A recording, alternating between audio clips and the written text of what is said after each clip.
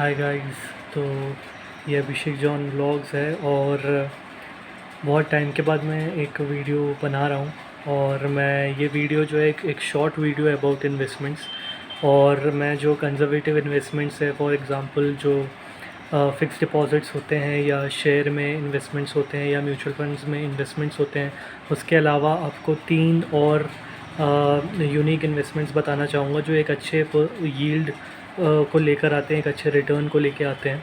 और क्विकली मैं आपको वो 3 इन्वेस्टमेंट्स के बारे में बताना चाहूँगा, शेयर करना चाहूँगा। एंड ये ऐसे इन्वेस्टमेंट्स हैं जिसके बारे में लोगों को ज़्यादा नॉलेज नहीं है। और लोग जो बैंक्स हैं और जो बाकी इंस्टीट्यूशंस हैं वो इस चीज़ के बारे में ज़्यादा बताते नहीं हैं, बिकॉज़ इन इन्वेस्टमेंट्स को रेंट आउट करने में या इन इन्वेस्टमेंट्स को रेंडर्ड आउट करने में उनको नुकसान होता है।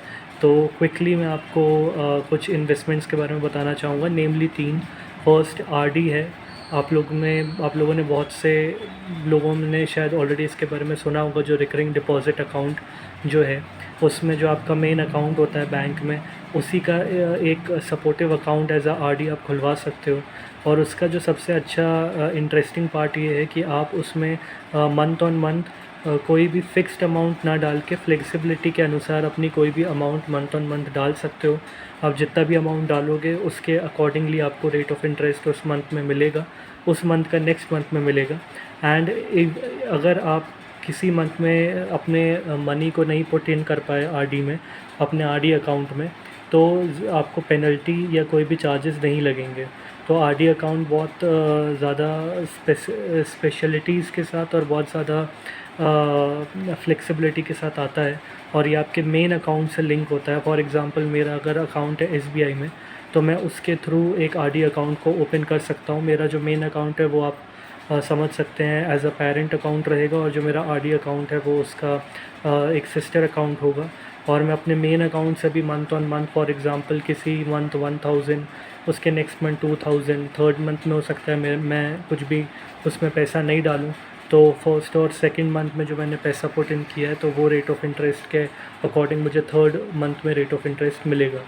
सेकेंडली क्विकली मैं बात करना चाहूँगा ऑटो स्वीप के बारे में, जो बहुत से लोगों को नहीं पता है। ऑटो स्वीप की फैसिलिटी आपका बैंक आपको प्रोवाइड करता है आपके सेविंग बैंक अकाउंट में। और ऑटो स्वीप में जो इंटरेस्ट रेट होता है यूजुअली वो अबव 5% रहता है, अबव और अराउंड 5% रहता है। जो आपका मेन सेविंग बैंक का अकाउंट होता है उसका जो रेट ऑफ इंटरेस्ट होता है वो बहुत ही कम होता है, अराउंड 3%, 3.5% होता है। पर अगर आप अपने बैंक को जाके बोलेंगे ऑटो स्वीप की फैसिलिटी के लिए और उसको आप इनिशिएट कराएंगे अपने सेविंग बैंक अकाउंट में, तो आप एनुअली, क्वार्टरली या मंथली अराउंड अबाउट 5.5% के अराउंड रेट ऑफ रिटर्न आपको मिल सकता है। और जैसे कि मैंने करा के रखा है, तो मेरा रेट ऑफ रिटर्न जो है क्वार्टरली बेसिस पे मुझे उसका जो इंटरेस्ट का अमाउंट है वो मिलता है।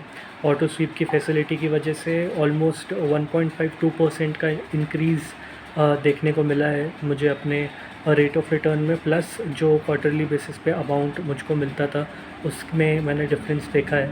और ये आपके सेविंग बैंक अकाउंट पे हर एक बैंक ऑफ़र करता है, पर कभी भी आपको इसके बारे में एडवर्टाइज़ नहीं करता है,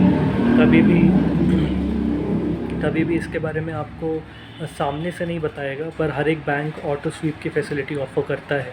और अगर आप सेविंग्स में अपने पैसे को रखते हैं और थोड़े से कंज़र्वेटिव हैं कि शेयर्स, बॉन्ड्स, म्यूचुअल फंड्स में इन्वेस्ट नहीं करना और एक सेफ़र ऑप्शन आपको लगता है देखने के लिए, तो ऑटो स्वीप की फैसिलिटी को आप अपने सेविंग बैंक अकाउंट में, हर एक बैंक ऑफ़र करता है, उसको इनिशिएट करा सकते हैं।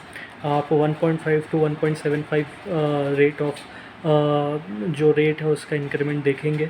और जो इंटरेस्ट का अमाउंट है वो आप मंथली, क्वार्टरली और ईयरली भी आप उसमें ले सकते हैं। थर्डली मैं बात करना चाहूँगा MIS के बारे में, मंथली इन्वेस्टमेंट स्कीम जो इंडियन पोस्ट ऑफिस ऑफ़र करता है, वो भी एक काफ़ी इंटरेस्टिंग स्कीम है। उसमें आप हर मंथ आपके पास इनिशियल इन्वेस्टमेंट आपके पास आई थिंक इनिशियली वो एक लमसम इन्वेस्टमेंट नहीं है। मंथली आप उसमें अगर हर मंथ अराउंड रफली 1000 अगर आप इन्वेस्ट करते हैं फॉर अबाउट 1 ईयर, तो वो जो स्कीम है वो आपको उस MIS स्कीम जो है वो आपको उसमें भी अराउंड 5.56% रेट ऑफ रिटर्न मिलता है। MIS स्कीम जो इंडियन पोस्ट ऑफिस ऑफ़र करता है, I think minimum 5000 per month से वो स्टार्ट होती है। मैक्सिमम स्लैब आप 7 भी रख सकते हैं, आई थिंक 10 भी रख सकते हैं।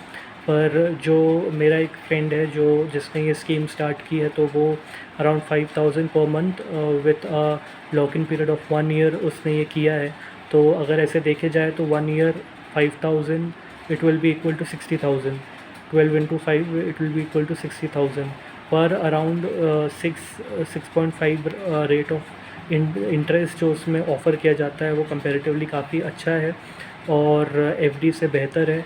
और आप इस मनी को जब ये फिक्स आफ्टर 1 ईयर जो मनी मिलता है आप उसको फिक्स कर कर उस अमाउंट को एज अ बैकअप बनाकर as a lock in amount रख कर आप उसके ऊपर इस स्कीम को वापस से चालू कर सकते हैं, जिसमें आपको रेट ऑफ इंटरेस्ट और हाई मिलेगा।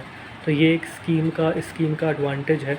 और मुझे लगा कि वैसे भी काफ़ी टाइम से मैंने वीडियो नहीं बनाया है, तो कुछ अच्छा और नॉलेजेबल मुझे शेयर करना चाहिए।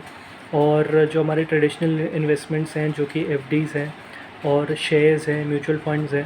म्यूचुअल फंड जो है वो लेस रिस्क लेस रिटर्न है, but after some period of time वो आपको एक अच्छा रेट ऑफ रिटर्न देता है। इन सम केसेस अराउंड 15% भी रेट ऑफ रिटर्न आपको मिल सकता है म्यूचुअल फंड में। और शेयर जो है वो हाई रिस्क हाई रिटर्न है, और उसमें कैटेगरीज़ हैं कि आप लॉन्ग टर्म इन्वेस्ट करना चाहते हैं कि आप इंट्राडे करना चाहते हैं। Intraday will be more risky, जिसमें डे टू डे ट्रेडिंग होती है और जिसमें जब मार्केट 9:30 ओपन होता है, 3 बजे क्लोज़ होता है, और आप उस ड्यूरेशन में जो भी बाय एंड सेल करते हैं on a day to day basis is intraday.